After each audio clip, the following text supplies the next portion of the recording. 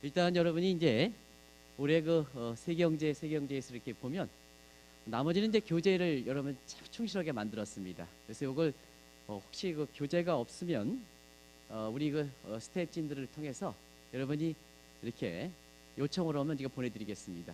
그래서 오늘 아마 교재가 없었던 것 같습니다. 그래서 되는데요. 올해 전체적으로 보면 여러분한테 말씀드리면 올해 세계경제는 10년 만에 장기 호황이 종료된다 하는 요점을 좀 말씀드리도록 하겠습니다. 세계경제 측면에서는 요점이 가장 중요하다 이렇게 보겠습니다. 근데 이제 문제는 여러분 이제 아시겠습니다는 뭐든지 주식이든 재테크 할 때는 세계경제가 이렇게 거꾸로질 때 보통 확실히 거꾸로지는 게 좋습니다. 이런 얘기하면 주식 하시는 분이 굉장히 싫어할지 모르겠습니다는 왜냐하면 재테크에서 보면 항상 뭐냐 성장률 빨리 꺾어야 여러분이 안정자산으로 이렇게 갈 수가 있다는 얘기입니다. 근데 이번에 그 세계경제가 10년 만에 장기 호황이 이렇게 종료가 된다 하더라도 세계경제가 천천히 종료된다. 그러다 보니까 여러분 재테크에서 보면 상당히 헷갈릴 수가 있습니다.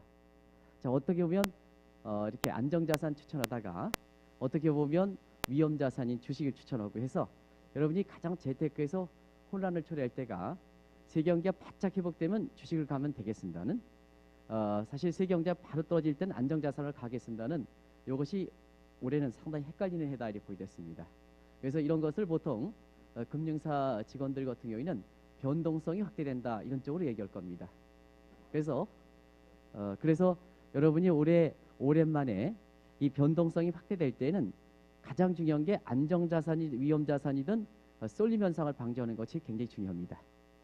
그래서 한 5에서 6년 전에 여러분이 많은 그 금융사 증권회사들이 유명한 이 용어들이 있습니다. 중위험 중수익 상품들 이런 것이 이제 올해 아마 많이 부각될 것이다 이렇게 보시겠습니다. 저도 이제 국제금융 30년 종사합니다는 중위험 중수익 상품이 뭔지 모르겠습니다. 근데요 여러분 한 가지 말씀드린 것 중위험 중수익 상품도 쏠림 현상이 방지하는 거다 이렇게 보겠습니다. 그런 것 같아서 올해 세계경제에서 10년 만에 종료되지만 천천히 종료된다. 그래서 어떨 때는 안정자산, 어떨 땐 위험자산 이렇게 추천을 받는다. 이때가 재테크에서는 굉장히 가장 여러분이 혼란스럽다 이렇게 보시겠습니다. 근데요, 여러분 이제 세계경제가 이렇게 종료될 때 한 가지 원칙이 있습니다. 최근에 보면 주식이든 안정자산이든 국내 그 금융사들이 여러분의 수익을 챙겨주지 못하다 보니까 대부분 다 글로벌 리치 상품들, 부동산 가운데 글로벌 리치 상품들로 이렇게 안내하는 경우가 많습니다. 근데요, 경기 사이클을 보면 항상 경기가 회복될 때 주식이 가고 또 어느 정도 경기가 궤도오르면 부동산이 가고 그 다음에 경기가 이렇게 떨어지기 바로 전에는 주식이 가는 겁니다. 작년에 한번 보겠습니다. 여러분 작년에 보면 사실 2017년에 이렇게 증시가 상당히 좋았기 때문에 유포리아 감정들이 좋았습니다. 그래서 작년에 이렇게 국내 증권사의 예측을 보면 여러분도 귀가 따갑게 들으셨죠? 대세 상승론 이렇게 했습니다. 일베는 코스피 같은 경우에는 3,000포인트 이상 됐었는데요. 실질적으로 보면 작년에 코스피가 2,000선도 무너졌습니다. 사실 그 한국경제TV를 통해서는 유일하게 올해부터 세계경기가 이게 둔화된다면 1년 정도 시차를 갖고 주식이 먼저 반응하거든요. 그래서 유일하게 한국경제TV를 통해서는 증시가 안 간다 이렇게 방송했던 것입니다. 근데 여러분 있잖아요. 이렇게 신중도를 얘기하면 잘 듣지 않습니다. 참 아쉬운 점이 그렇습니다. 왜 그러냐면 전년도에 이렇게 세계 증시가 이렇게 가고 이렇게 했으면 여러분이 다음 연도에는 기대가 있습니다. 이게 유포리아 감정이라 합니다. 그러면요. 증권사라든가 금융사에서 영업할 때는 어떠냐 하면요. 이 주가가 올라간다. 주가가 내려간다. 이렇게 있으면 영업하는 관점에서 보면 주식이 내려간다 하면 영업이 잘 안 됩니다. 그러다 보니까 여러분이 안내하는 사람들이 주가가 낙관론이 있고 비관론이 있으면 항상 뭐냐 낙관 쪽으로 이렇게 얘기하거든요. 그리고 여러분도 있잖아요. 여러분들도 이 돈을 갖고 금융사에 온다는 것은 결과적으로 보면 돈을 벌겠다고 나오시는 거거든요. 그러다 보니까 낙관론이 있고 비관론이 있으면 완전 낙관론에 받아들일 준비가 되어 있습니다. 그래서 여러분을 안내하는 사람들도 낙관론, 여러분들도 뭐냐 신중론이 한국경제TV를 통해서 그렇게 얘기하지만 여러분도 뭐냐 돈을 번다는 입장에서는 마지막까지 이렇게 낙관론에 이렇게 채우거든요. 그러다 보니까 작년에 이게 주식 관련돼서는 상당히 낭패를 봤다 이렇게 됐습니다. 그래서 여러분이 그런 점을 좀 염두에 두시기 바랍니다. 근데 한 가지 있잖아요. 말씀드리면 올해에는 여러분 부동산과 관련된 상품은 그것이 상업용 부동산이든 주거용 부동산이든 국내 그 금융사들이 지금 주식도 채권도 오락가락하니까 그쪽으로 이렇게 유도하는 경우가 있는데요. 올해는 부동산 관련된 상품은 하지 마시기 바랍니다. 하지 마시기 바랍니다. 거기에 이제 여러분한테 세계경제 관련해서 시사점을 던져주고요. 그 다음에 요건 이제 다 읽어보시고요. 바로 미국 경제를 보겠습니다. 여러분 이제 미국 관련돼서는 재테크 관점에서 보면 국내에 그렇게 주식들이 좀 잘 안 되다 보니까 사실 국내 증권사들이 미국 주식을 많이 이렇게 여러분 이렇게 모았습니다. 그것이 뭐 글로벌 해외 종목 투자든 뭐든 해서 여러분도 증권사 가면 이제는 국내 주식 종목만 추천하는 게 아니라 해외 종목까지도 이렇게 하거든요. 근데 사실 그렇습니다. 뭐든지 글로벌 추세를 빨리 읽을 필요가 있습니다. 저는 이제 그런 각도에서 한국경제TV 방송을 홍보하는 게 아니고요. 가장 먼저 여러분 보시기 바랍니다. 왜냐하면요. 국내 언론 중에서는 한국경제TV가 가장 먼저 해설해 줍니다. 저희 같은 사람도 여러분도 아시겠습니다는 국제금융 30년 종사한 사람입니다. 30년 종사한 사람인데요. 아침에 방송 6시 20분에 이렇게 방송하기 위해서 제가 대체로 오면 1시 반에 일어납니다. 여러분이 조금만 30분이라 하더라도 여러분과 책임이 있기 때문에 그렇습니다. 한국경제TV에서 출연료 많이 안 줬습니다. 그럼에도 불구하고 여러분과 책임이 있기 때문에 제가 1시 반부터 그것도 한국에서 국제금융 30년 종사하는 사람, 가장 오랫동안 종사하는 사람이 여러분을 접하기 위해서 이렇게 공부해가지고 이렇게 합니다. 그래서 한국에 모르긴 몰라도 이렇게 유수의 경제 용어라든가 이런 건 한국경제TV 쪽에서 가장 먼저 전해드립니다. 그래서 여러분 항상 말씀드리면 뭐든지 주식시장은 모든 고개가 먼저 이렇게 했을 때 그린슛, 엄동선언에 가장 먼저 고개가 이렇게 했을 때 그 트렌드를 포착하는 겁니다. 그런 관점에서 보면 우리가 보면 이 해외 종목 투자 같은 경우에는 2017년에 한국 증시가 안 좋다고 이렇게 얘기했기 때문에 여러분 그 대체적인 측면에서 해외 종목 투자를 권유했던 겁니다. 근데요. 이렇게 해외 종목 투자하면 맨 처음에 여러분이 가지 않습니다. 항상 많지가 같지 않습니다. 어느 정도 이렇게 기반이 좀 이렇게 입소문이 나야 그때 주식을 투자하거든요. 그게 아마 작년 하반기가 아닌가 생각합니다. 그리고 또 한 가지는요. 작년에 보면 국내 그 증시 같은 경우는 상당히 낙관적으로 봤기 때문에 여러분 어떠냐? 국내 주식해서 낙관적으로 봤기 때문에 국내 주식하다가 여러분 이것이 삼성의 액면불안이든 남북 문제든 여러 가지 재료 중에서 증권사라든가 이런 게 다 그런 건 아닙니다. 예상하지 못했다에 따라서 하반기에는 국내 증권사들이 전부 해외 종목 쪽으로 갔던 거거든요. 근데 문제는 그렇습니다.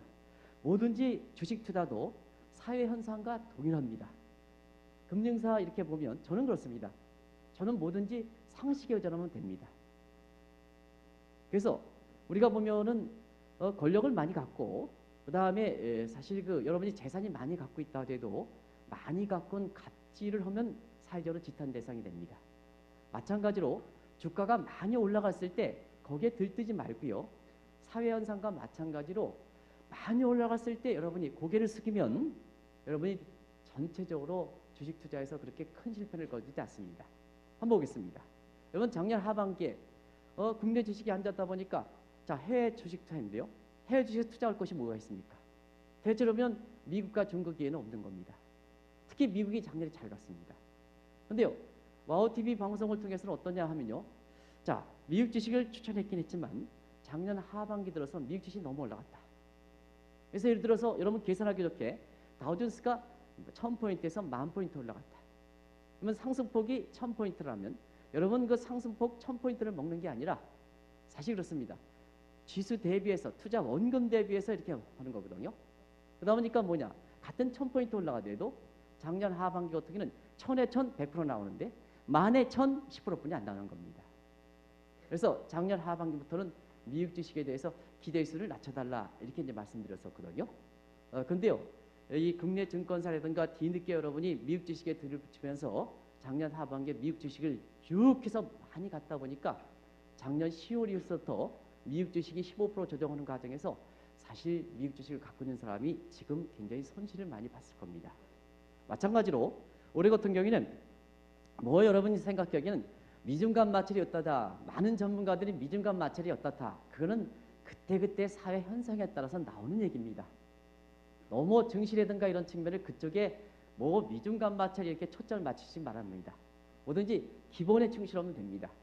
그런 관점에서 여러분 올해 이제 한번 보겠습니다. 미국 경제 같은 데서는 작년에 12월 달까지만 하더라도 여러분 제롬 파월이든가 이런 사람들이 사실 미국의 금리를 올리겠다. 또 실제로 금리를 올렸고요.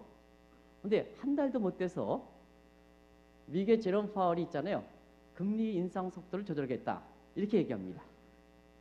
그럼 여러분들 한 가지 묻겠습니다. 금리 인상이 증시의 플러스인가 호재인가 악재인가? 한번 여러분 다들 이게 제가 이 처음 이렇게 강의할 때는요. 이 화이트보드라든가 이런 거를 잘 안 하고 이렇게 여러분한테 이렇게 초반 강의식으로 이렇게 얘기합니다. 그럼 같이 이제 여러분 강의를 한번 하기 위해서 여러분도 한국경제TV라든가 많은 쪽에서 이 모양새 저 모양새 이렇게 강의를 이거 들었을 거라고 생각하는데요. 미국의 금리 인상이 증시 호재다 생각하시는 분 한번 손 한번 들어보시기 바랍니다. 손 한번 들어보시기 바랍니다. 네. 근데요, 많은 사람이 그런 얘기를 합니다. 미국의 금리 인상. 자, 여러분 중앙은행의 금리를 인상하는 여부와 관계없이 금리 인상은 경기 회복이라는 것을 반증하는 대목이기 때문에 금리 인상이 증시 호재다 이렇게 많이 들으셨을 겁니다. 그러면 그 역으로 금리 인상 속도를 조절하겠다. 다시 말하면 여러분 금리를 빨리 올리는 게 속도를 조절하겠다. 경할 때는 내리겠다. 이렇게 하면 사실상 증시적인 측면에서는 그 사람도 논리대로 본다면 증시의 악재가 돼야 되는 겁니다. 그런데요. 지금 이렇게 사회적으로 이렇게 딱 보면 금리 인상도 호재고 금리 인상 속도 조절도 호재고 여러분 그러면 있잖아요. 중앙은행 입장에서는 금리를 왜 올립니까? 경기가 과열이고 그 다음에 사실 증시적인 측면에서 거품이 많이 발생하다 보니까 그거 조절하기 위해서 금리를 올리는 겁니다. 그런 관계에서 여러분 작년 12월 대비해서 지금 페드 의장이 금리를 인상한 속도를 조절했다는 것은 미국 경제가 예전만큼 심상치 않다는 얘기입니다. 이런 걸 보시기 바랍니다. 그래서 일단 작년 대비해서 미국 경기가 좀 이렇게 흐트러지고 있다는 점을 염두에 두시고요. 또 한 가지는 올해 미국의 주식 같은 경우는 그렇습니다. 굉장히 스트레스를 많이 받는 미국의 주식이 될 것이다 이렇게 볼 수 있습니다. 이게 무슨 뜻이냐면 여러분 같은 그 주식이 5% 하더라도 이게 뭐냐 마음이 편해야 이렇게 재테크해서 돈을 벌더라도 여러분이 진짜 고마운 겁니다. 만약에 5% 올라가더라도 많은 스트레스를 받으면 돈이 5% 번다 하더라도 스트레스 때문에 병원에 갈 확률이 높습니다. 그죠? 그래서인데요. 근데 왜 이 얘기를 하느냐면 2020년에 미국의 트럼프 대통령이 대선인데요. 미국의 트럼프 대통령이 2020년에 대선에 연임하지 못하면 아마 역대 미국의 대통령에게서 최악의 대통령으로 기록할 가능성이 있습니다. 왜냐? 역사는 결과에서 기록되기 때문에 그렇습니다. 왜 이런 얘기를 하냐면 그동안 트럼프라는 사람은 다 대외적으로 미국의 주도가 돼서 WTO 규범이든 그 다음에 신파리 협상이든 나프타든 뭐 해가지고 있잖아요. 전부 미국이 주도해서 만들었습니다. 근데요. 이걸 전부 이간질시켜서 다른 동맹국이라든가 또 동맹국 이해 국가와 갈등을 조장했거든요. 또 미국 내부에서도 인종 간의 갈등을 통해서 여러분 사실상 트럼프의 이렇게 존재감을 느끼고 또 굳된 상태에 조금만 호재가 돼서 조금 주가가 올라가면 내 공으로 이렇게 합니다. 근데 문제는 누가 발생했느냐? 바로 트럼프가 발생했거든요. 이게 트럼프의 전략입니다. 트럼프라는 것은요. 공익적인 측면보다는 자기의 사적 이익을 증시에 충실하는 사람입니다.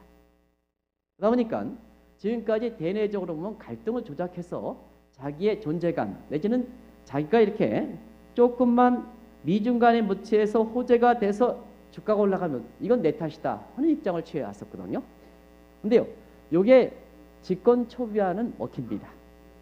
근데 시간이 가면 갈수록 레임덕 현상이 발생하면 여러분도 아시겠지만 반대 세력들이 득세하게 됩니다.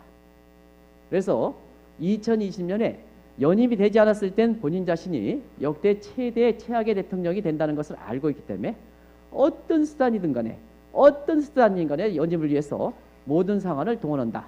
이렇게 보시면 되겠습니다. 그래서 여러분 아시겠습니다는 지난해 12월 달에 자 그동안 중간선거라든가 이런 측면에서 가장 부담이 됐던 사람이 제롬 파월입니다. 물론 제롬 파월은 작년 2월 달에 본인 자신이 제닛 옐런을 이렇게 해서 잘 됐던 제닛 옐런을 이렇게 교체했던 사람입니다. 근데요, 미국의 페드죠. 저도 뭐 중앙은행 출신입니다. 저건 첫 직장이 한국은행 출신입니다. 근데요, 한국은행은 정치적으로 독립성이라든가 이런 측면에서 보면 아무리 이 트럼프 대통령이 임명했다 하더라도 제롬 파월 입장에서는 결과적으로면 공익을 생각해서 중앙은행의 독립성과 정치 신여가 되지 않게 해서 정치적 악연성을 유지하는 거거든요. 그런 측면에서 제 갈 길을 갔다 보니까 자 중간선거에서 유일한 버팀목이 증시라든가 경기 등 측면이니까 제롬 파월 입장에서 금리를 올리지 말아라 하는 입장에도 불구하고 여러분 아시겠지만 금리를 이렇게 올려가는 상태에서 미국 주식이 흔들리다 보니까 중간선거에서 하원에 이렇게 민주당에 넘겨주고 이것이 지금까지 예산안 관련해서 셧다운 문제라든가 뭔가 이런 문제를 많이 복잡시키는 겁니다. 얼만큼 트럼프 입장에서는 이 제롬 파월을 이렇게 상당히 미운 가시처럼 생각하겠습니까? 그런데요, 여러분 아시겠습니다는 1913년 제롬 파월을 1913년 이렇게 여러분 페드가 설립한 이후로 이게 임명은 최고 통수권자가 합니다. 근데 해임 절차는 기록되지 않고 있습니다. 그래서 이걸 가지고 논란이 되거든요. 누가 해임시켜야 되느냐? 그럼 임명권자가 거기 있지 않느냐? 하는 측면에서 이 트럼프 대통령이 해임 문제를 검토했습니다는 사실은 그렇지 않습니다.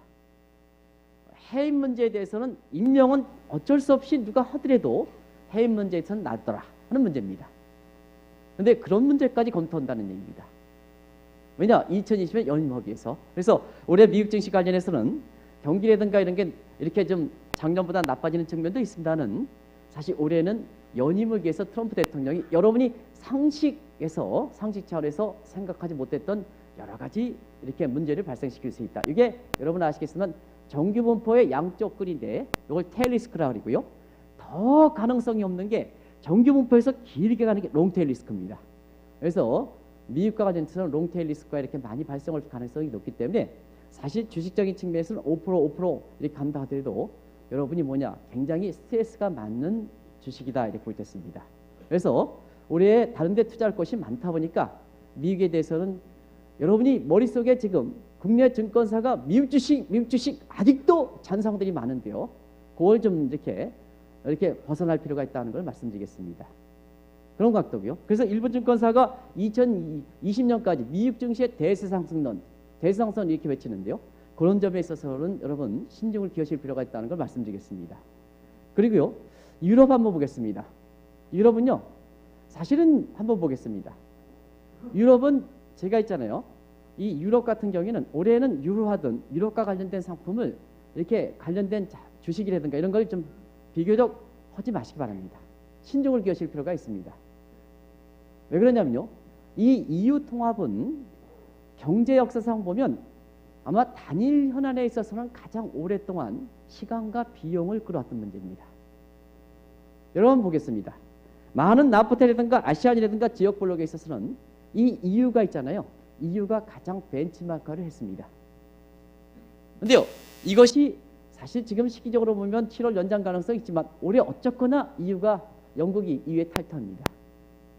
그러면 영국이 EU 탈퇴했을 때 어떤 시각이냐? 두 가지가 있죠. 하나는 이걸 계기로 해서 유럽 통합이 더 강화된다면 여러분이 지금 유로화 균열 과정에서 유럽 주식이 떨어지고 유로 가치가 약세를 보였다면 통합이 이렇게 강화된다면 이걸 계기로 해서 위기는 이렇게 통합을 하는 기회다 이렇게 하는 측면에서 통합이 강조된다면 유로화라든가 유럽과 관련된 주식을 사셔야 됩니다.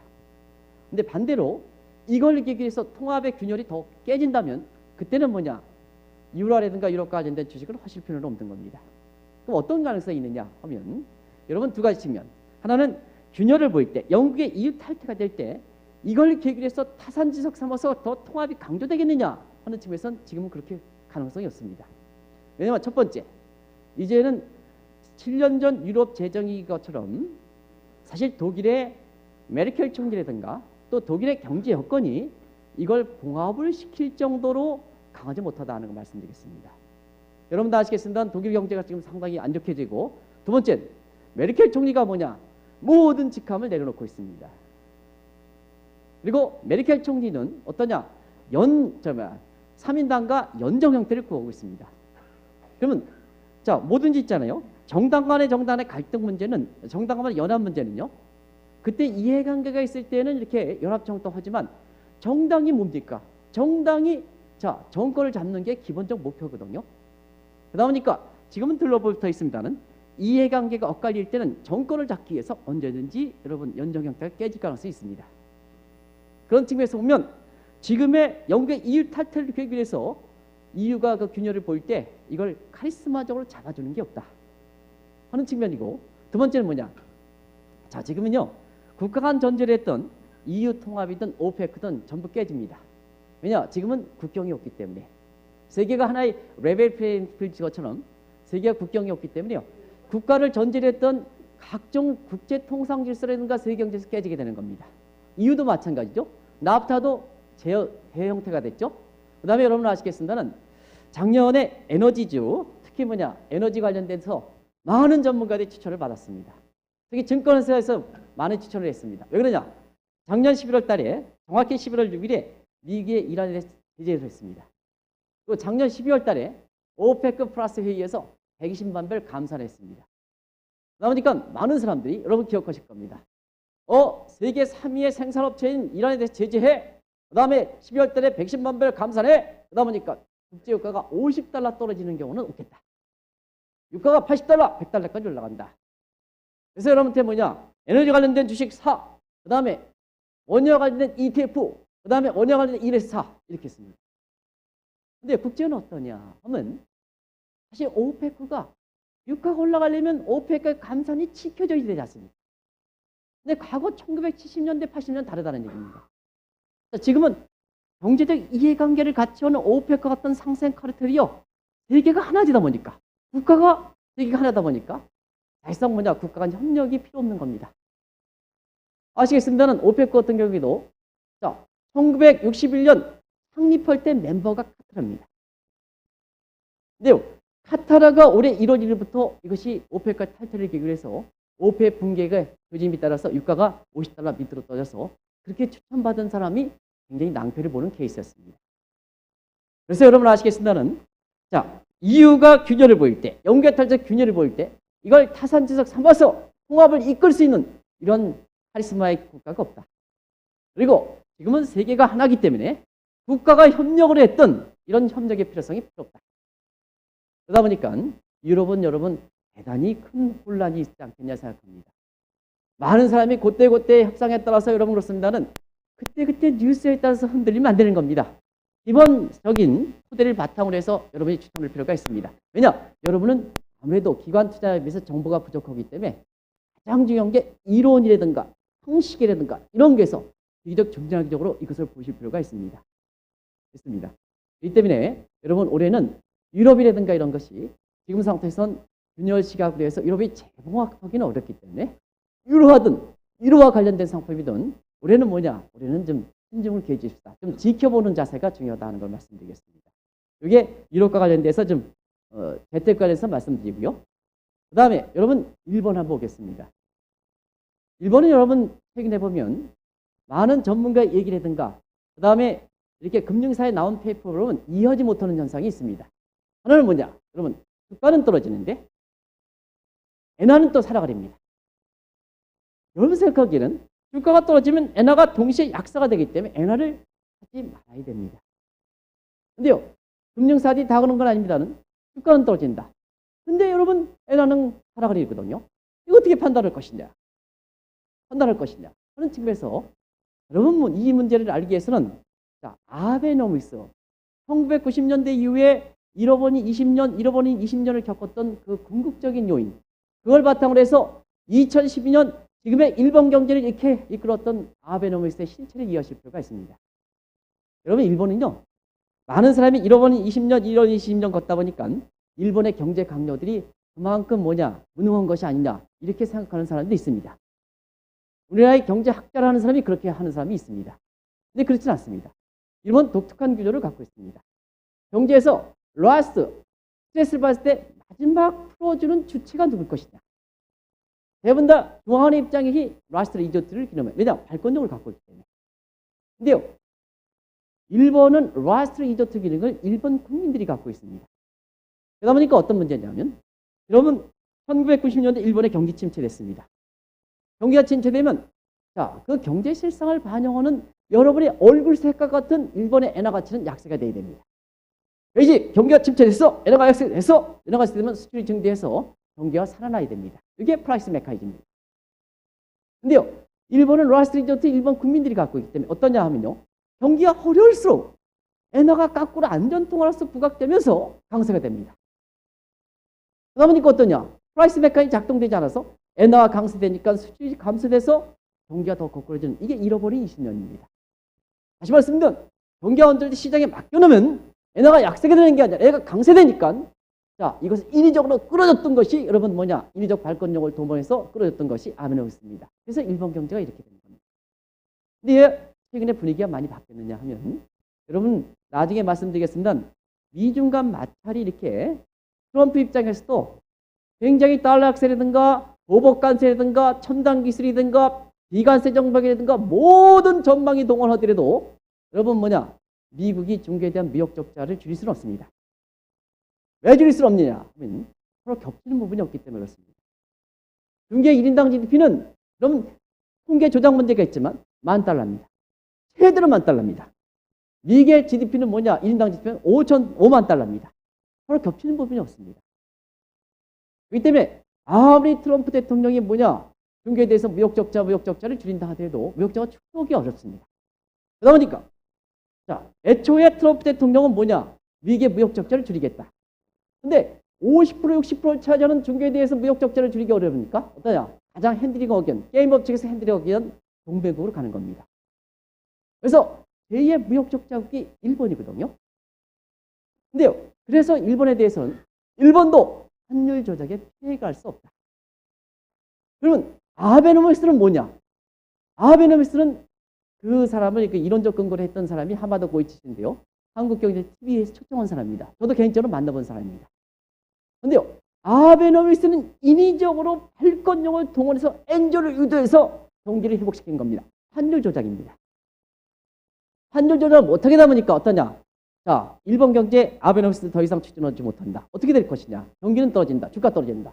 니케이 지수 23,000 이상에서 2만 정도 떨어진 겁니다. 근데 왜 엔화는 강세되느냐? 지금 일본에서 더 이상 엔저를 유도하지 못한다면 어떠냐? 경기 침체에서 다시 거꾸로 엔화가 강세된다는 얘기입니다. 이건 여러분 이해하셨을 겁니다. 그러면 지금 은행이라든가 이런 데서 경기가 어려진다, 안전통화로서 엔화를 하실 것이냐, 이 문제만 이제 답해드리면 될 겁니다. 근데 여러분 알겠습니다는 뭐든지 있잖아요, 경제 여건이 받쳐줘야 됩니다. 경기 침체가 받쳐주는 상태, 경기 침체가 되는 상태에서 엔화가 강세된다는 것은 여러분 어떠냐? 여러분의 신체가 어려워서 얼굴색이 노라운데요, 화장을 딱 칠해서 이렇게 해서 좋게 보이는 거다. 나중에 뭐냐? 나중에 가서는 결국 경제 여건대로 간다는 얘기입니다. 그래서 시중은행이라든가 이런 데서 경기 어려우니까 주가는 떨어지는데 엔화 강세 추천해서 여러분한테 엔화 강세 이렇게 하는데요. 그건 뭐냐면요, 경제 여건이 굉장히 안 좋기 때문에 나중에 가서는 이렇게 됐습니다. 그래서 여러분 엔화는 여러분 하지 마시기 바랍니다. 그러면 외환에서 가장 오랫동안 종사하는 사람이 여러분한테 말씀드리는 겁니다. 그래서 여러분의 선진국에 대해서 다 얘기했을 겁니다. 그리고요, 지금부터는 여러분 신흥국으로 넘어가겠습니다. 한 시간이기 때문에 여러분 이걸 하는 것보다는 제가 전체적으로 정리해 드릴게요. 올해도 미중 간 마찰은 지속됩니다. 근데 여러분 말씀드리면 미중 간 마찰을 이야기했을 때 한국에서 이렇게 분석하는 시각 이렇게 보면 너무 우리 관점에서 이렇게 해석합니다. 우리 관점에서. 그럼 한국이라는 나라는 미중 간 마찰에서 어떤 관계냐 하면, 한국은 미국에 대해서 수출 비중이 13%, 중국에 대해서 27%, 전체 대외 수출의 40%를 차지합니다. 그리고 미중 간 마찰에 보복관세 주대결인데, 보복관세 주대결에 사실상 약세국인, 불량국인 중국의 수출 비중이 27%입니다. 전체 수출이 40%고 두 보복관세 대결에서 불리한 중국에 27%가 맞춰지는 상태입니다. 그러다 보니까 뭐냐? 여러분 한국적 관점에서 이것을 보면 미중 간 마찰이 불거지면 악재다. 그 다음에 미중 간 마찰이 타결된다. 이렇게 하면 대단히 호재다. 이렇게 해서 여러분 뭐냐? 미중 간 마찰의 동향에 따라서 이거 조금 개선된다 하면 국내 주식 추천하고 조금 악화되면 국내 주식이 안 좋다. 이렇게 해서 여러분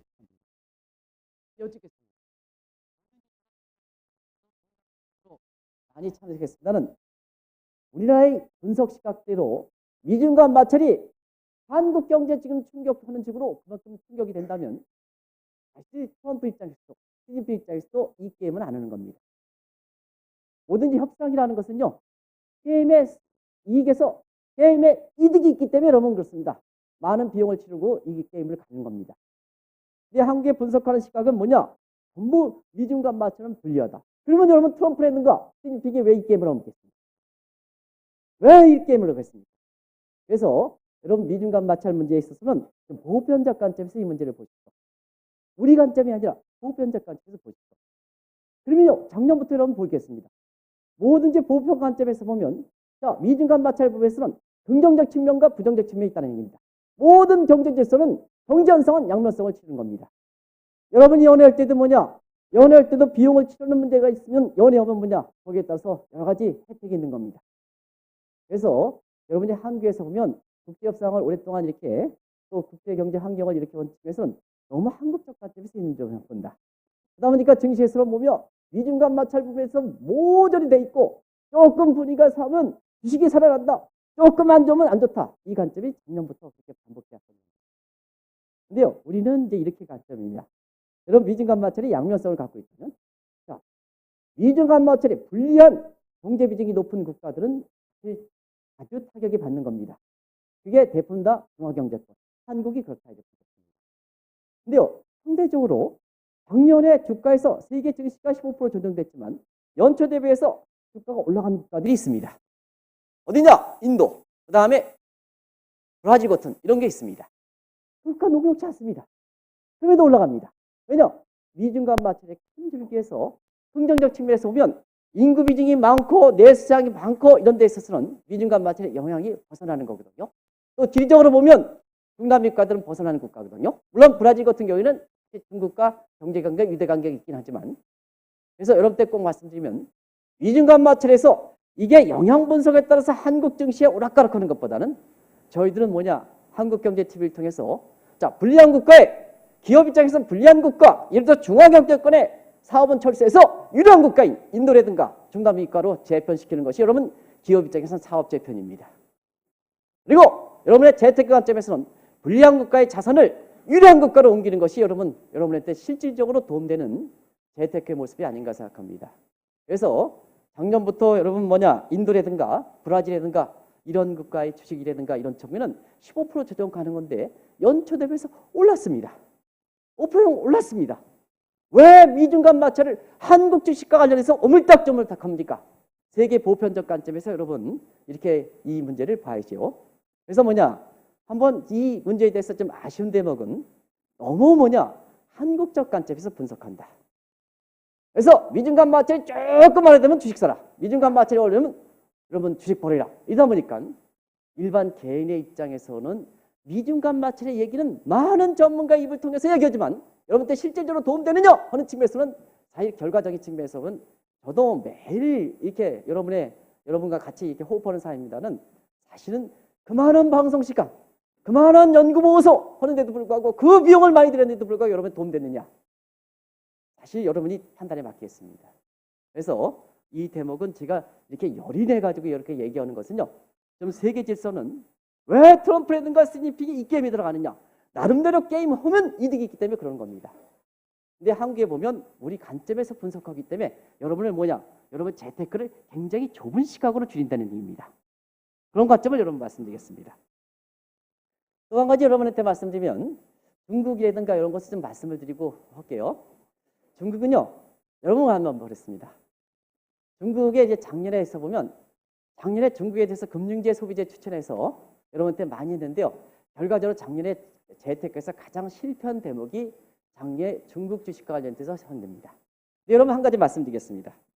중국이 지금 이렇게 증시가 이렇게 안 좋은 상황에서는 항상 우리나라 사람들은 미국과의 마찰 관계로 봅니다.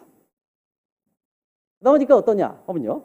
중국이 내부적 문제점이 없다면 미국과의 마찰 이런 문제에서는 미국과의 마찰만 해소되면 중국 주식한다. 이게 일부 증권사들의 이렇게 중개라서 주식 추천 문제입니다. 근데요, 여러분 아시겠습니다는 뭐든지 빨리 성장하면 이걸 이제 압축 성장이라 표현하는데요.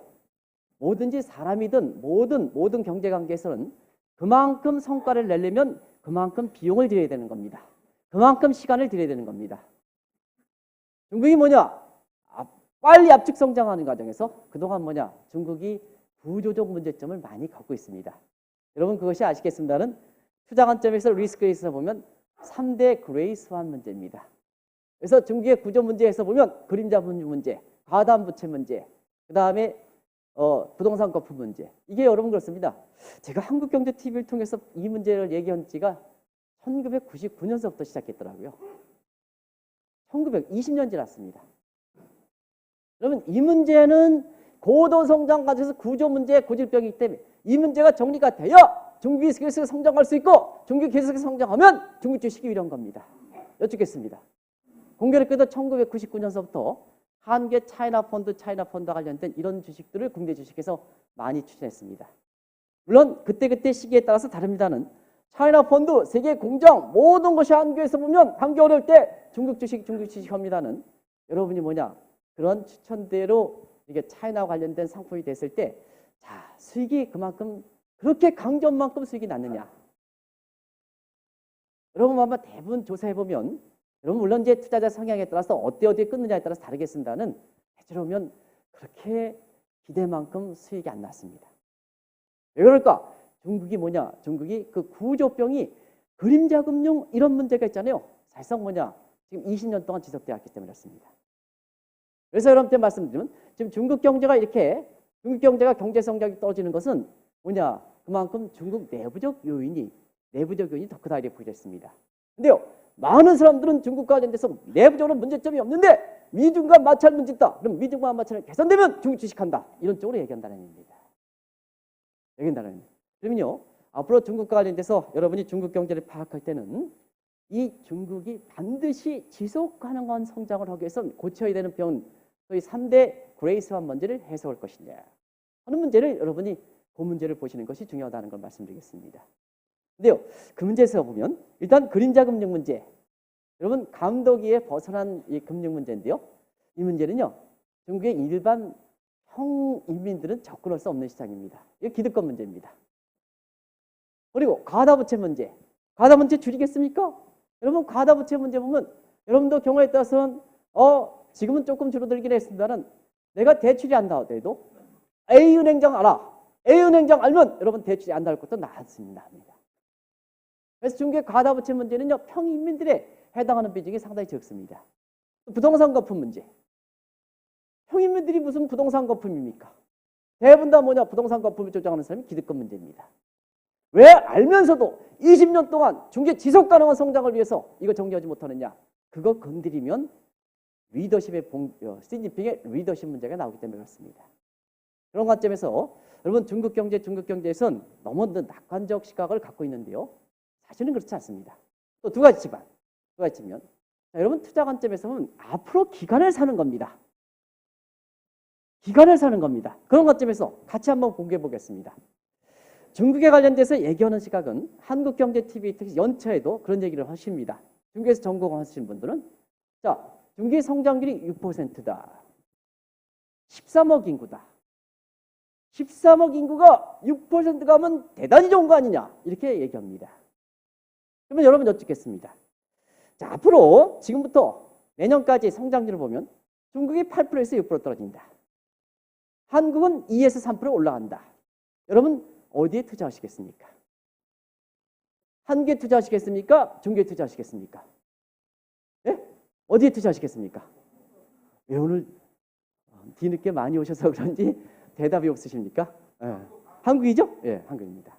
근데요, 중국 관련된 이런 상품들을 추천하는 사람들은요, 아직도 성장이 떨어지면 6%대 13억 이렇게 하면 중국이 대단한 시장이 아니냐. 물론 대단한 시장이죠. 근데 투자 관점에서는 플로를 사는 거거든요. 기간을 사는 거거든요.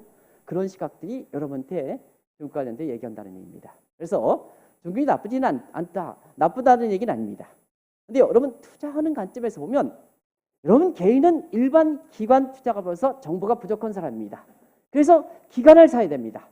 기관을 산다는 입장에서 보면 중국 주식을 사야지, 중국 내부적인 경제를 사야지 미중간 마찰을 사려면 안 되는 겁니다. 그러나 언제든지 불거질 수가 있습니다. 그런 관점에서 보면 중국이 앞으로 개선되느냐 하면 가장 구조적 문제점에 해당되는 3대 고래의 수환 문제, 앞서 말씀드린 같이 그런 문제가 개선되느냐, 이 점을 염두에 둬서 이렇게 여러분 중국에 대해서 판단해 보시기 바랍니다. 20년 동안 차이나 펀드 모아있었는데요. 여러분 기대만큼 수익이 가져다 주지 못한 측면도 바로 중국이 가장 중요한 내부적인 문제점을 개선시키지 못하기 때문에 그렇습니다. 그 점을 좀 염두에 두시겠습니다. 그리고요, 올해 이제 여러분 여기 오신 중에 이 브라질 국채라든가 이런 점을 이렇게 많이 하시는 분이 있습니다. 그래서 브라질 국채 잠시 좀 정리해 드리면요, 우리가 보면 2017년 이후서부터는 한국경제TV 방송을 통해서 많은 증권사들이 브라질 국채 뭐 이렇게 해서, 여러분 제가 증권사 나름대로 다 알고 있습니다는 그 얘기하지 않겠습니다. 여러분 심지어는 브라질 국채, 멕시코 국채, 터키 국채, 러시아 국채 이렇게 해서 팔았습니다. 근데요, 여러분한테 이 모양새 저 모양새 강의를 통해서 또 한국경제TV를 통해서는 2017년서부터 투자는 선제적인 조치거든요. 선제적으로 여러분한테 얘기합니다. 다 늦게 뒷담 맞추면 안 되는 겁니다. 그런 관점에서 보면 우리가 보면요, 2018년서부터는 이 10년 금융위기의 10년 주기설에 2008년, 2009년에 걸리는 해입니다. 위기는요, 여러분 항상 반복되거든요. 왜 그럴까 하면요, 항상 규범이라든가 이런 것이 무슨 문제가 터져야지 놀래서 규범이 만들어지는 겁니다.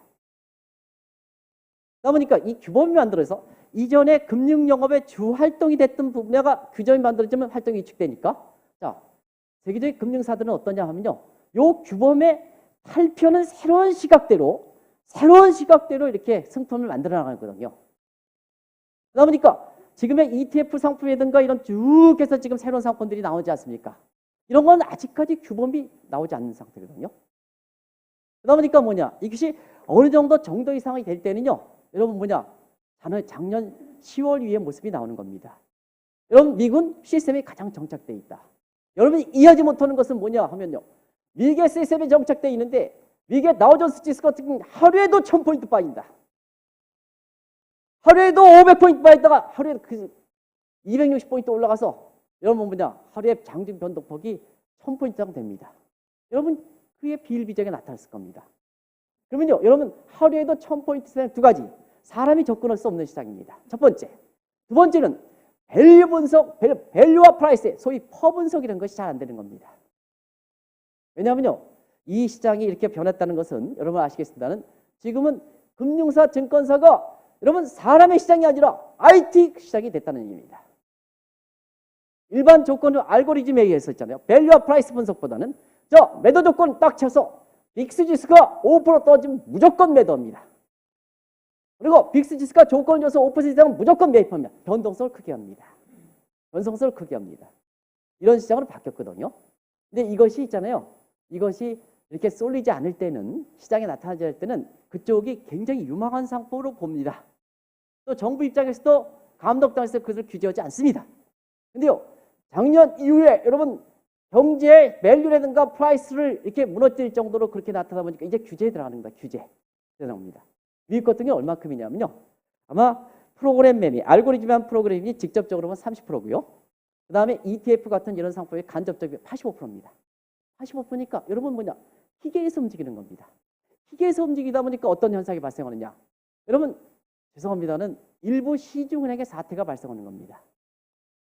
여러분 그렇습니다. 일부 시중은행에서 보면 디인터미데이션이거든요. 지금은 중간에 매개하는 사람들이 필요 없어집니다. 저도 벽지에서 농사를 짓고 있습니다는 농사하는데 전혀 지장이 없습니다. 어떤 사람 방송에서 보면 곱상하게 생기고 국제금융 오니까 무슨 농사냐 하는데요, 농사 많이 짓습니다. 근데 왜 그러냐면 내가 생산만 잘하면 여러분 그렇습니다. 플랫폼에서 딱 올려가지고요, 소비자가 직접 만납니다. 과거에는요, 농사지면요, 오이 한 접 따면은 해서 가락시장 가서 그것이 유통마진 유통에 소비자 가격이 내려갑니다. 그래서 생산자는 뭐냐, 덜 받고 소비자는 유통마진이 붙여서 높은 가격으로 되는 것이 과거의 모습입니다. 지금 필요 없습니다. 앞으로 한번 보시게 봤습니다. 마찬가지로 중간의 상인, 디인터미네이션, 중간에 필요 없다는 얘기입니다. 금융사 보세요. 이번에 사태에 보면 최대 실적을 늘렸다. 연봉 1억씩 받는 사람이다. 그러면 성과를 좀 나눠 가져야 된다. 노조 파업했습니다. 근데 하루 만에 그만뒀습니다. 왜냐? 5천 명이 빠지더라도 여러분 다 뉴스에 들었습니다. 전혀 지장이 없었기 때문에. 이게 앞으로의 모습이다. 이렇게 보시면 됐습니다. 그래서 여러분 꼭 말씀드리면 이것이 지금의 증시라든가 금융사의 변화 모습이다. 앞으로 디인터미네이션, 중간에 매개하는 사람이 없습니다. 그래서 여러분이 똑똑해져야 됩니다. 이제는 여러분이 똑똑해져야 됩니다. 지금도요, 여러분의 금융사에 종사하는 사람들의 PB라든가 브로커보다는 여러분이 더 똑똑합니다. 저는 그렇게 얘기합니다.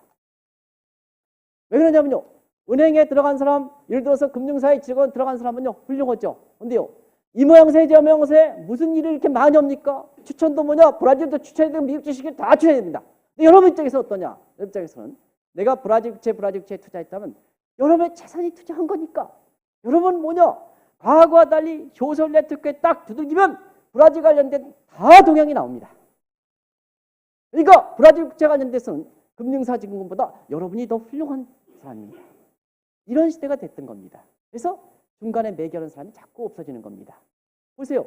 여러분 뭐냐, 지금 이런 추세에서 보면 증권사 지금 강력화되고, 그래서 뭐냐, 지금 강력화 단계지만 지금 뭐냐, 일제히 금융사들이 희망퇴직해서 지금 이렇게 보는데, 여러분 자녀라든가 이런 속에서 어떤 쪽으로 가야 될 것이냐 시사점을 던져주는 겁니다. 그것이 지금의 변화된 환경이다 하는 걸 말씀드리겠습니다. 그래서 이렇게 이제 지금 새로운 쪽으로 이렇게 가다 보니까 이게 쏠림 현상이 돼서 지금 뭐냐, 미국에서 보면 이 밸류 대비 프라이스가 맞지 않다 보니까 어떠냐면요, 여러분 기업이 훌륭하게 밸류를 이끌 필요가 없습니다. 내가 훌륭하게 이끌어야 IPO 시장을 통해서 여러분을 통해서 이 프라이스가 높게 받으면 재원이 많이 확충되는 겁니다.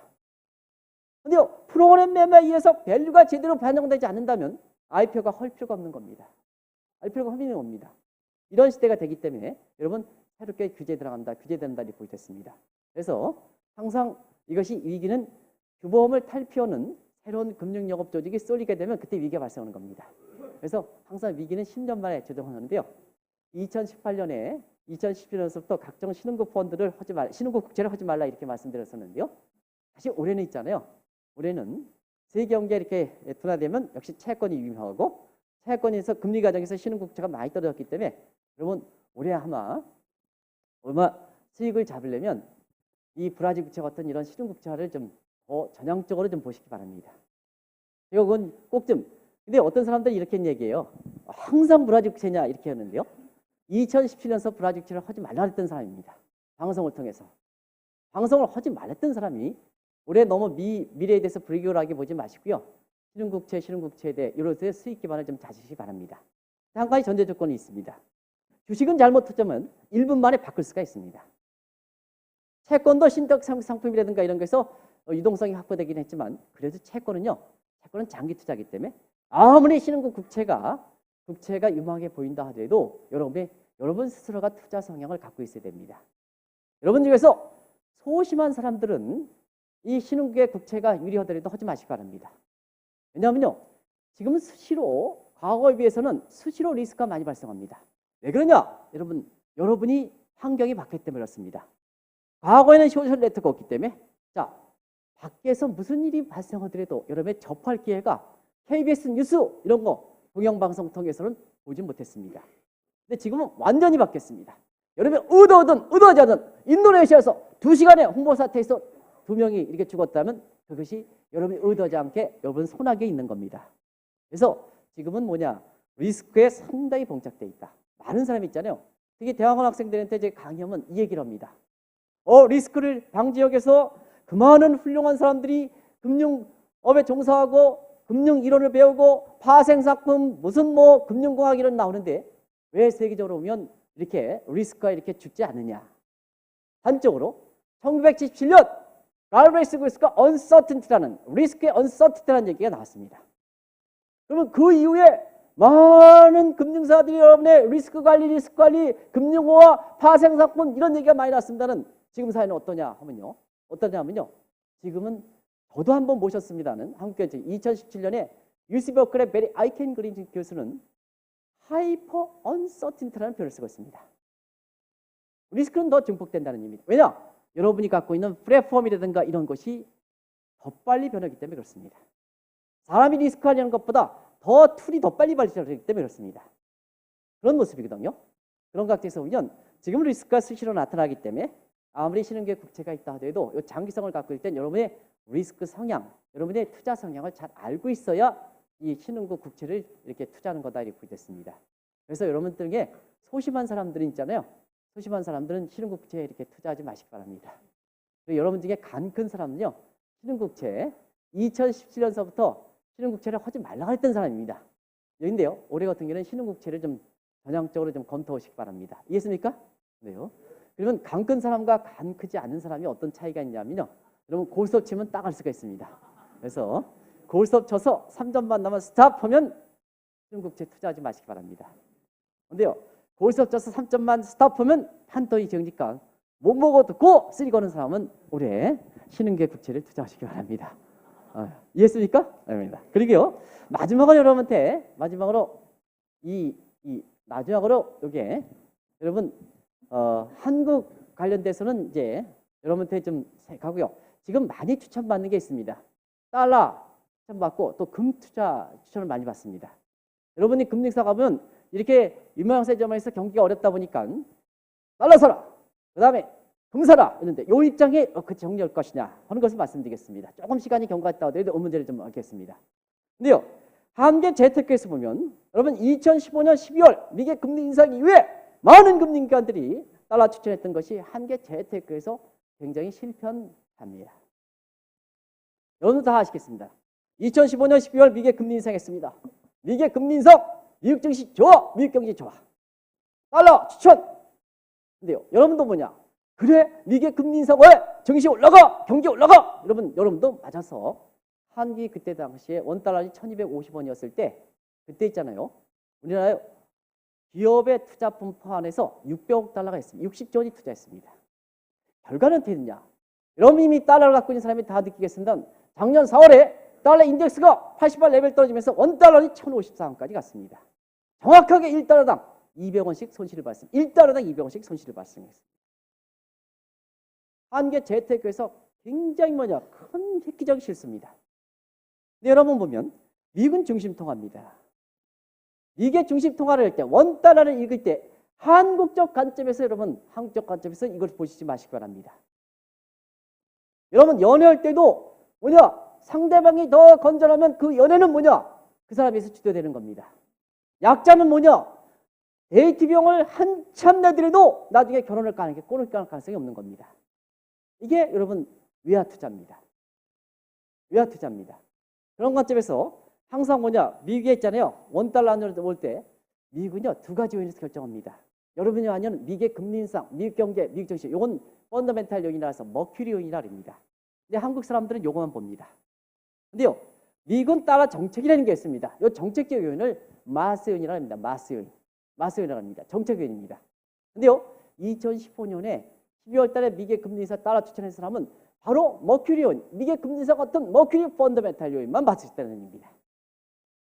근데요 1995년에 역플라자 달러 강세 정책에서 N달러니 79에서 148엔 가니까 그만큼 달러 강세되다 보니까 2015년에 미국의 무역 적자가 대규모로 확대했습니다. 미국은요 무역 적자가 확대되면 재정 수치까지 적자가 확대되는 쌍둥이 적자라는 구조적 이론을 갖고 있습니다. 그러다 보니까 미국이 2015년서부터 2가지 정책적으로 변화가 있었습니다. 하나는 미 재무부의 환율 보고서가 강화됐던 겁니다. 여러분 그동안 미국의 환율 보고서는 1980년 종합무역법에서 나왔는데요. 모르셔도 됩니다. 그냥 유명무실화 됐다. 돈방망이 보고서다. 근데 이것이 있잖아요. 2015년에서 여러분 귀에 많이 들렸던 것은 소위 미국의 무역 흑자가 200달러 이상, GDP 대비해서 경상수지가 2% 이상, 그 다음에 환율 개입이 2% 이상. 이건 여기 걸리면 세 가지 걸리면 환율 조작국, 심층 대상국, 두 가지 걸리면 환율 관찰 대상국. 이 얘기가 나왔던 것이 2015년입니다. 소위 BH 이래서 강화됐던 겁니다. 또 한 가지는 미국이 있잖아요. 미국이 대외적으로 달러에 있어 보면 약세 정책을 취했던 겁니다. 근데요, 금리 인상 같은 달러 강세음보다 달러 약세 정책인 마스연이 더 컸기 때문에 여러분 그렇습니다. 달러 인덱스가 88에 뜨고 원달러인지 1250에서 1053까지 떨어졌던 겁니다. 그랬던 거거든요. 그래서 항상 여기 오신 분은 저보다 경제 식견이 상당히 높으실 거로 생각하는데요. 미국의 중심통화는 여러분이 알고 있는 펀더멘탈, 금리 인상, 경기, 증시 요인만 보지 마시고 미국의 달러 정책, 마스연도 같이 보시는 균형적 시각을 한국에서 외환시장 가장 오랫동안 종사한 사람이 여러분께 꼭 염두에 두시기 맞습니다. 근데 여러분 그렇습니다. 작년에도 1053, 1054 이렇게 떨어졌는데요. 작년에 아시겠습니다는 작년에 또 천원분계선이 나왔습니다. 천원분계선이 나오다 보니까 좀 버티면 괜찮았는데요. 천원분계선과 일본 증권사들이 천원분계선다 한다 보니까 여러분 그렇습니다. 팔지 말할 것에 또 달러를 팔았습니다. 근데요, 여러분 뭐냐면 작년에는 마스허에다 해당되는 것이 존 캐리에서 커들러가 들어오면서 미국의 정책이 달러 약세에서 달러 강세 정책으로 바뀌었던 거거든요. 그러다 보니까 머큐리에서 미국의 금리 인상 작년에 4번가 경제 성장률 2, 4분기 4.1%가 머큐리 강세. 그 다음에 뭐냐? 마스연이 달러 약세에서 달러 강세 정책을 하다 보니까 달러 인덱스가 88에서 97까지 앉고 원달러 환율이 1054원에서 1130원 이상 갔던 겁니다. 그래서 작년에 거꾸로 천원분계선을 믿었던 사람은 달러를 판 사람은 손실을 받고 달러를 샀던 사람은 70원 뛰기를 했던 겁니다. 근데 올해는 어떻게 될 것이냐 하는 측면에서 보면 환율이 예상같이 1130원대를 가니까 10월달, 12월달 정시 어렵니까? 다시 달러 사라 합니다. 여러분 때 달러 삽니다. 혼란스러우니까. 근데요, 여러분 올해 같은 경우에는요, 두 가지 측면. 하나는 뭐냐? 미국이 그동안 달러 강세했던 머큐리온이 약화되는 겁니다. 금리 인상 속도 조절. 금리 인상 속도 조절은 미국 경제, 미국 증시 생각만큼 안 좋다. 그동안 여러분이 달러 강세를 생각했던 그 요인이 약화된다는 얘기입니다. 또 한 가지는 우리 내부적으로 보면요, 불황형 흑자가 많습니다. 모든 지자에 자기 몸에 맞는 옷을 입어야 됩니다. 한국은 경기 침체라는 몸이 약한데도 불구하고 옷은 화려하게 입었습니다. 대외적인 옷은 화려하게 입었습니다. 이게 경상수지가 너무 많습니다. 불황흑자입니다. 불황흑자. 그래서 사학적인 측면에서 외환보유가 많고 불어진 측면에서 아직도 경상수지 많기 때문에 국내에서 외화 공급에서 보면 어느 달러 공급이 많습니다. 그래서 올해는 원달러 환율이요, 상반기보다 하반기에 내려갈 가능성이 높으니까 달러 사지 마시기 바랍니다. 그러면 여러분 결론이 낫지 않냐 생각합니다. 그리고 마지막으로 있잖아요, 금리기였습니다. 요새 또 금리기입니다. 근데요, 장기적으로 보면 금은 있잖아요, 딱 제가 강조하는 게 있습니다. 장기적으로 보면 여러분이 금목걸이 금기열이 해가지고 아마 내가 4, 5년 전에 이 얘기를 이런 자리에서 저 앞에서 3,000명이 모일 때 제가 그런 말씀을 드렸던 것 같은데요. 장기적으로 보면 금목걸이 금기열이 하고 밖에 나가지 마시기 바랍니다. 왜냐? 재테크를 못한다는 것은 당신 혼자만 알아야 되는데 금목걸이 금기열에도 밖으로 가면 재테크를 못하는 것을 만일에 공표하는 거다. 이렇게 이제 말씀드리겠습니다. 그런 뜻이 변함이 없습니다. 근데 항상 여러분이 착각을 느끼는 것은 장기적으로는 금값이 셧다운 문제가 발생했던 2011년 대비해서 지금 뭐냐? 국제금값 보겠습니다. 여러분 2011년에 국제금값이 온스당 1960달러였습니다. 지금 뭐냐? 작년 12월 이후부터 국제금값이 올라와서 1280달러입니다. 그때 이후 대비해서 700달러가 떨어졌습니다. 근데요, 왜 여러분이 뭐냐? 이게 착각을 느끼냐면 단기적 사이클에서 보면 항상 상반기에 금값이 올라갑니다. 하반기 떨어집니다. 지금도 그렇죠? 여러분 그렇습니다. 지금도 그렇습니다. 예, 지금도 그렇습니다. 그래서 뭐냐? 작년에도 국제 금값 보면 1,300달러에서 1,390달러까지 갑니다. 그래서 뭐냐? 이때 신문지상에서 항상 화제가 되면 금과 관련된 기사가 나오거든요. 일반 투자가들은 그걸 놓치면 안 되겠다 해서 여러분 그때 금 투자합니다. 네, 저도 이제 신문사 논설위원을 하고 있습니다는 항상 고개를 들 때는 신문사 기사를 못 씁니다. 예의적 있을 땐 잘 기사를 못 씁니다. 국민이 대중적 관심이 있어 대중화됐을 때 쓰는 거거든요. 그래서 이렇게 되면 제가 언론에 종사하기 때문에 여러분한테 이런 얘기해서 죄송합니다는 항상 재테크 관점에서 신문에 크게 나온다 하면 그때는 여러분 따라가야 되느냐, 하지 말아야 되느냐, 어떻습니까? 오케이, 그렇게 오는 겁니다. 제 입으로 얘기 안 했습니다. 그렇습니다. 그렇습니다. 신문의 속성이 그렇습니다. 속성이 그렇습니다. 그래서 항상 뭐냐, 이 1년간에 놓고 볼 때는 상반기는 오른다, 하반기는 떨어진다. 그래서 뭐냐, 장위전은 금값이 떨어진데도 불구하고 여러분 착각을 느끼는 것은 뭐냐, 상반기에 올라갑니다. 왜냐, 여러분 아시겠습니다는 제가 여러분 금에 관련돼서는요, 그래서 오랫동안 한계 제도라든가 이런 측면, 또 금모기 운동이라든가 이런 거 금과 전 내다 판, 그래서 여러분이 말하는 손문이라든가 이런 이렇게 손가락이라든가 해서 골드바 해가지고요 내다 판 장본입니다. 그리고 우리나라의 골드뱅킹에서 금과 관련돼서 이렇게 재테크하는 것을 금테크라고 하지 않습니다. 전문적인 용어는 골드뱅킹입니다. 그래서 유럽식 골드뱅킹은 실물, 그다음 미국식 같은 경우는 실물에 의해 여러분 DLS라든가 ETF 상가 같은 이런 실물이 보이지 않지만 그걸 매개해서 나오는 상품들을 보통 미국식 골드뱅킹이라고 합니다. 이거를 병화에 따라서 한국에 정착시킨 인물입니다. 그래서 여러분한테 말씀드리면 중장기로는 금을 하지 마십니다.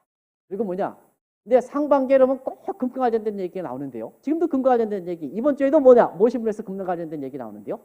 상반기에는 꼭 금값이 올라간다, 하반기에 떨어진다. 그래서 여러분 금에 대해서는 장기적으로 이렇게 적어지 마시고요. 지금 금과 관련돼서 일부 PB라든가 브로커에서 샀다 하더라도 상반기에 좀 이렇게 매도 오시면 좋지 않냐 생각합니다. 이해했습니까? 네, 그래서 이런 주요 현안에 대해서 하는데요.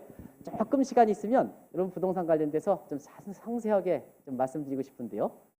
지금 시간이 다 됐다고 해서 여기서 마치겠습니다. 고맙습니다.